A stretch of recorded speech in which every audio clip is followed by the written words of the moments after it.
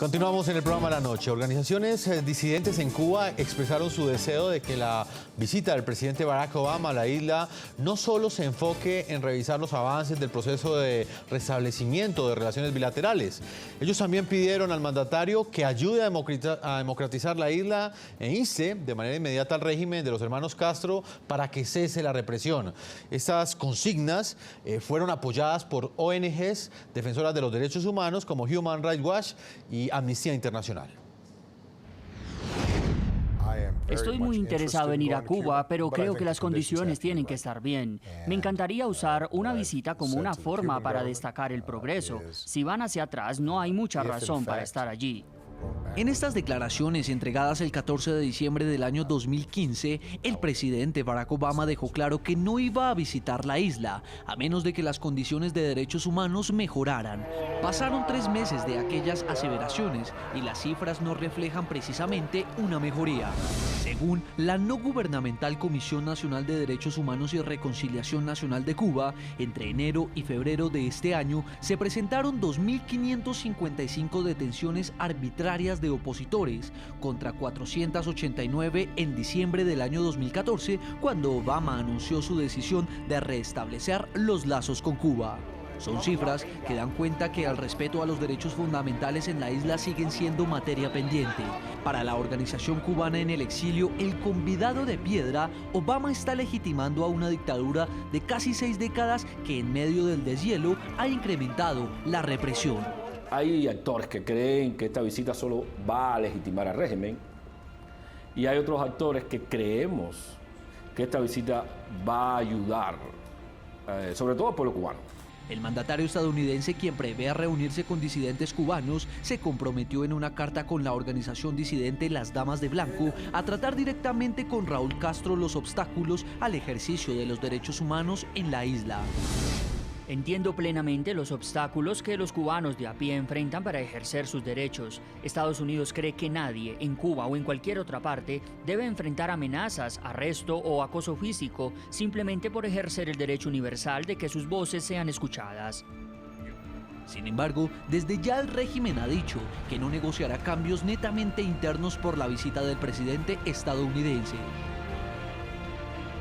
En nuestra relación con Estados Unidos, no está de ninguna manera en la mesa de negociaciones la realización de cambios internos en Cuba que son y serán de la exclusiva soberanía de nuestro pueblo. Tras el inicio del restablecimiento de las relaciones y la reapertura de sus respectivas embajadas, los principales acuerdos de esta nueva era de acercamientos han sido la reanudación de vuelos regulares entre Estados Unidos y Cuba y la restauración del servicio postal directo, a los que se suman convenios empresariales sobre telecomunicaciones. Regreso a Washington con Stephen Donoghue. Señor Donoghue, anteriormente estábamos hablando de un punto antes de ir a la primera pausa a comerciales. El análisis lo estábamos haciendo desde la perspectiva de lo que representaba la visita de Barack Obama, precisamente para acabar con la dictadura castrista. ¿Usted cree que la presencia del presidente Barack Obama acorta la vida de este régimen antidemocrático, teniendo en cuenta que, como lo decíamos anteriormente, podría llegar a quitarle algunos argumentos a la misma dictadura cubana para defender su existencia? Uno de ellos, la constante pugna que ha tenido con los Estados Unidos. Lo que creo que está haciendo el presidente Obama no es tratar de cambiar el régimen autoritario de la isla de Cuba. Lo que sí está haciendo es, por su ejemplo y por lo que dicen sus discursos, demostrarle al pueblo cubano que un afroamericano que llegó desde una familia pobre, una familia que no tuvo nada, a poder llegar al poder, haber sido elegido como senador, haber sido un activista de izquierda en su propia población, ha podido llegar a ser el presidente de los Estados Unidos. Y que eso es una manera en la cual la democracia podría ser vista también en Cuba. Cuba, que es liderado por una gran cantidad de de gente de raza blanca cuando tiene una población muy mestiza y muy afrocubana, viendo al ejemplo de un presidente Obama que de la nada ha hecho una vida política excelente, tomando ventaja de los principios de los Estados Unidos, de poder tener discurso abierto, de poder tener acceso a la prensa abierta, de poder tener el derecho a asamblea, que los cubanos comiencen ellos mismos a exigir esas libertades en su propio país para que ellos puedan ser los que deciden el futuro de su propio país, para que ellos puedan tener la capacidad de poder crear su propia economía personal y de sus familias, usando los factores de las destrezas que tienen, usando la educación o la capacidad mental que tienen, usando su propia ingenuidad y